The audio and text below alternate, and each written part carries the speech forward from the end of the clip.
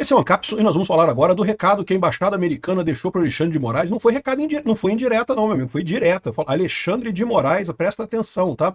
Vamos continuar perseguindo a responsabilização sua pela supressão da liberdade de expressão e pela perseguição a Bolsonaro aqui no Brasil. Esse recado foi dado hoje, no momento que o Alexandre de Moraes está fazendo o voto dele lá no STF, né? Tá aqui, a Folha de São Paulo colocou isso aqui, a embaixada dos Estados Unidos reposta crítica a Moraes enquanto o ministro vota no julgamento. O Globo também todo chateado aqui, ó.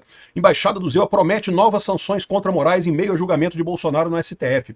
É o que vai acontecer. Vamos entender esse caso aqui. Essa notícia foi sugerida por representante do Xvideos no Brasil, fui no banheiro do STF soltar um Barroso e várias outras pessoas. Obrigado aí ao pessoal que sugeriu notícias lá no nosso site, no visãolibertaria.com. E obrigado a você que está assistindo o nosso vídeo. Se você gosta do nosso conteúdo, por favor, deixe o seu like, se inscreva aqui no canal, né? Pois bem, então a embaixada americana deixou aí o recado para o Alexandre de Moraes. Vamos ler direto na fonte, né? Melhor ir aqui no tweet.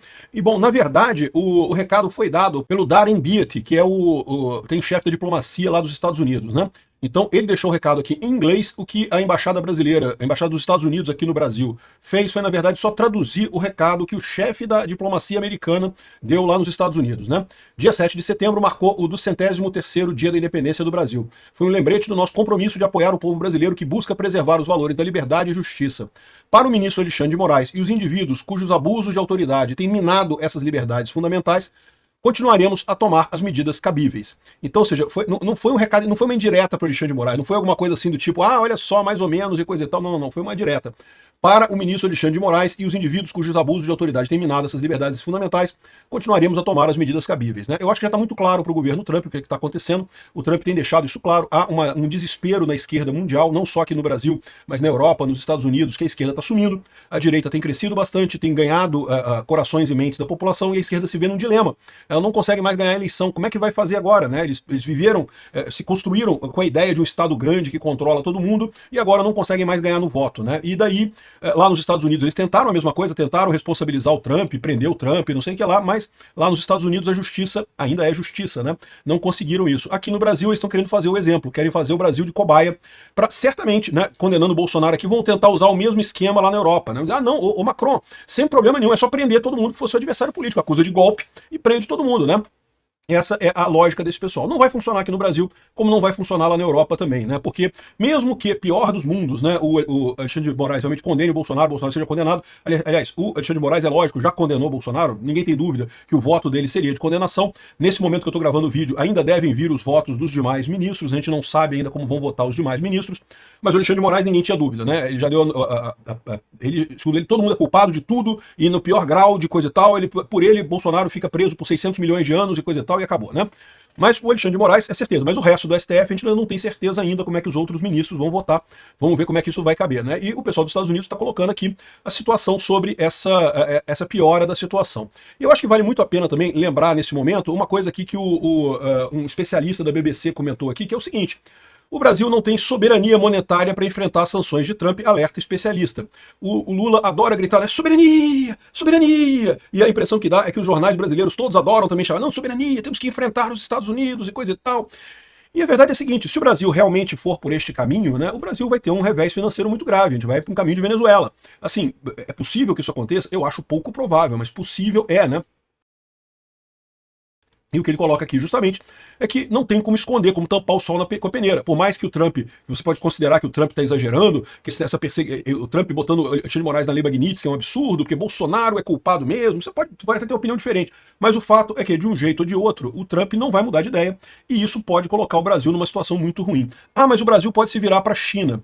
Eu não sei se esse pessoal entende o tamanho do problema que é isso, né? A China, se quiser, vai explorar o Brasil, é verdade. O Lula adoraria isso. O Lula acha que a China é a solução. Como no início, na década de 80, eles achavam que a União Soviética era a solução. Olha o que aconteceu com a União Soviética. Cuba acreditou nisso, né? Cuba brigou com os Estados Unidos, foi a Revolução Cubana. Brigaram com os Estados Unidos, se associaram à União Soviética e coisa e tal. E, de novo, os líderes do regime cubano ficaram muito ricos. Havia, durante um tempo em Cuba, a ideia que Cuba estava muito bem, porque estava recebendo dinheiro da União Soviética e coisa e tal. O que aconteceu com a União Soviética? Faliu menos de 10 anos depois. Faliu, fechou, deixou de existir, não tinha mais como fazer nada. E isso é o caminho do Brasil apostando na China. Num primeiro momento, maravilha, não, ignoramos os Estados Unidos, brigamos com os Estados Unidos, vamos agora nos apegar à China e coisa e tal. Olha como é que está a economia chinesa. A economia chinesa não está bem. Nenhuma economia prospera em regime autoritário comunista. Não tem como prosperar. Os autoritários acreditam que a ordem central, que um comandante dando ordem é mais eficiente do que deixar o mercado se reorganizar. E isso não é verdade. O mercado se organiza muito melhor do que qualquer pessoa mandando. Mesmo que essa pessoa fosse bem intencionada, tá? Não estou dizendo que são. Os chineses, tal como os brasileiros, tal como os cubanos, sempre o dono do regime, né, sempre pensa muito mais nele do que no povo em si. Não é à toa que o Maduro é multimilionário, que o Hugo Chávez é multimilionário, que o Raul Castro, os Castro lá em Cuba são multimilionários, né? Os descendentes do Fidel Castro são todos multimilionários. O povo está na miséria. Então, assim, não são pessoas honestas, mas mesmo que fossem, mesmo que por hipótese eles quisessem o melhor do país, o que ia acontecer? Eles não conseguem tomar decisões corretas, porque todas as decisões centralizadas acabam gerando ineficiência econômica e a coisa começa a piorar. Essas ineficiências vão se acumulando com o tempo, é a questão do cálculo econômico que sempre falha no socialismo, né? E essa é a situação que a gente está. A gente está num dilema. Agora, mais uma vez, o Brasil doido para ir para o lado errado, querendo ir para o lado da União Soviética. Tal como lá em 64 queria fazer a mesma coisa, né? Queria ir para o lado dos soviéticos e coisa e tal. Felizmente não aconteceu isso. Agora queremos ir para o lado da China. Mais uma vez vamos ter problemas se seguirmos esse caminho. Eu acho que não vamos seguir, tá? Eu acho que o pessoal lá em Brasília já percebeu, já há uma movimentação política muito forte pela anistia para anular essa coisa toda. Agora, o Alexandre de Moraes vai para a história realmente como o cara que destruiu a democracia brasileira. O idiota, completamente sem sentido, completamente sem padrão, que por pura bile, por puro ódio no coração, resolveu descartar o interesse de milhões de brasileiros porque ele acha que Bolsonaro não pode, que Bolsonaro é ruim, que sei lá o quê, né? O Alexandre de Moraes está aí chateado, está achando que está conseguindo a vingança dele contra Bolsonaro. Vocês lembram que quando Bolsonaro era presidente, muito mais poderoso que o Alexandre de Moraes, Bolsonaro brigou com o Alexandre de Moraes, é verdade, criticou ele várias vezes, mas em momento algum fez nada contra o Alexandre de Moraes. Agora que Bolsonaro não tem mais poder e o Alexandre de Moraes tem, ele está se vingando do Bolsonaro. Ah, você me xingou? Você falou que eu era ruim, que eu era feio? Agora eu vou te destruir agora. O erro do Alexandre de Moraes é achar que esse jogo acabou. Não acabou não, pode ser que ele consiga destruir Bolsonaro, é verdade, pode ser que ele prenda Bolsonaro. Esse jogo não acabou não, esse jogo está longe de acabar. Não chegamos nem no meio do primeiro tempo ainda, é início do primeiro tempo ainda. Esse jogo ainda vai muito longe, Alexandre de Moraes. E você vai perder no final. Vai perder porque todo ditador de merda perde.